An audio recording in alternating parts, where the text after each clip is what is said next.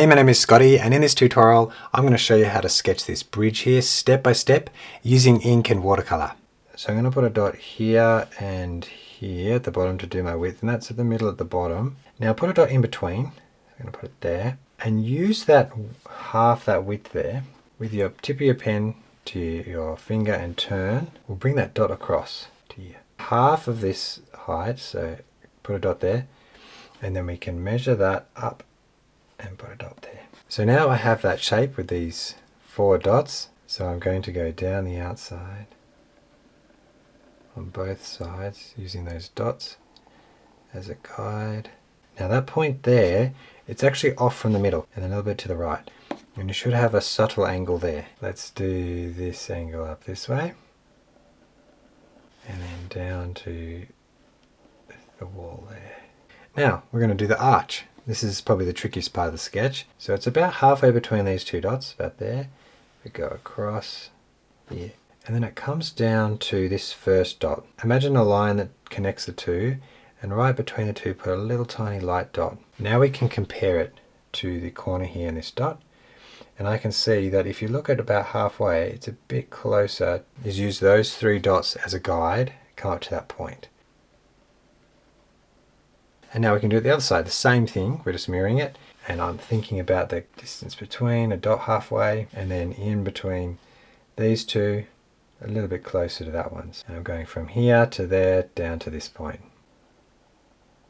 Okay, so we've got that arch. It's the trickiest part of the sketch, so well done. Now we're going to do this inside edge here, which is also tricky.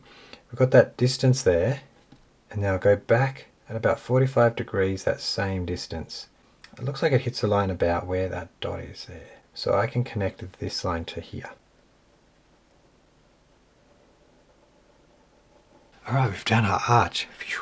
Very loosely, just impressionistically going around some of those little rocks around the water's edge. We start to go around the bottom of the dot that we had already. So I've completed that shape and it looks nicely in the middle of the page. From that point there, go across, down. Now this section breaking these two up, the sky and the village. So around the trees, and then add a little building, and then up, and then we have the tower. That is where the yellow building is, down into the middle.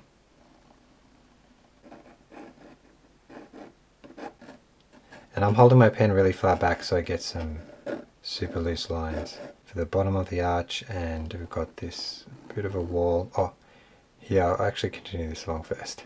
A little shrub, and then a tree there. So this tower, so it's about up to where that bush is, and it goes up past this point, so it's a bit higher here. So I'm going to draw that vertical lines and right down.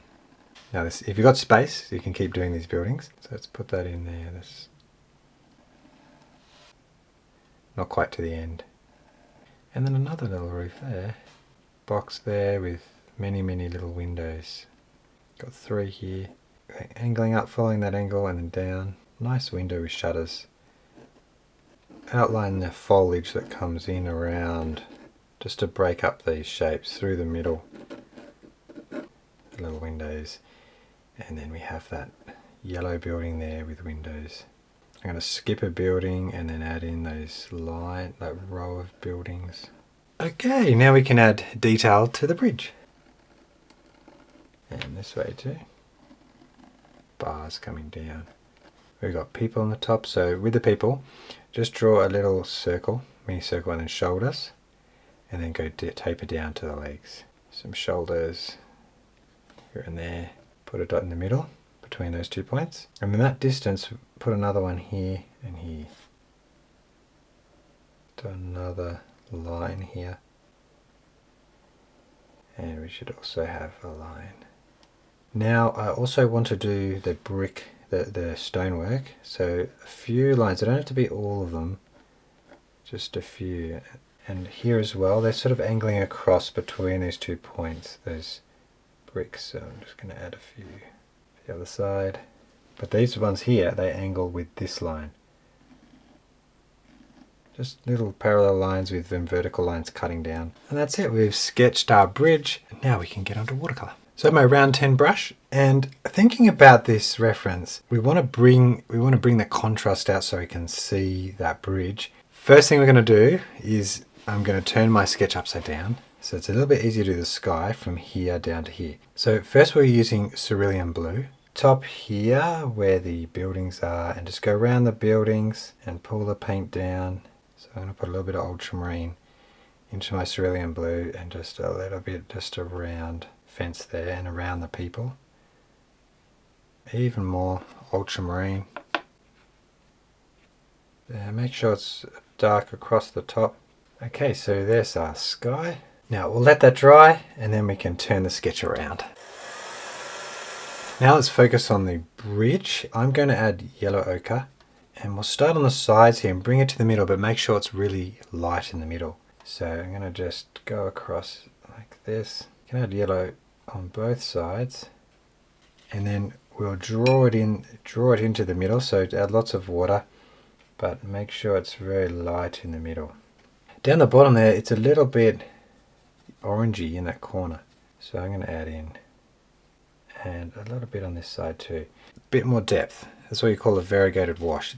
Now the buildings, so it starts off quite light grey, so we'll go for Payne's grey. It's a bit warm, so I'll add in some yellow ochre that we're using. Brush on each one. Darkness. Just see how I'm creating a bit more contrast around here. And then just a few strokes there to blend it in. Sap green, so a warm green, and then goes down to a cooler green. Going down, making our way down there. Continue with that. So in that corner there. Now do the background. Very light sap green. So we want it to be super light around here.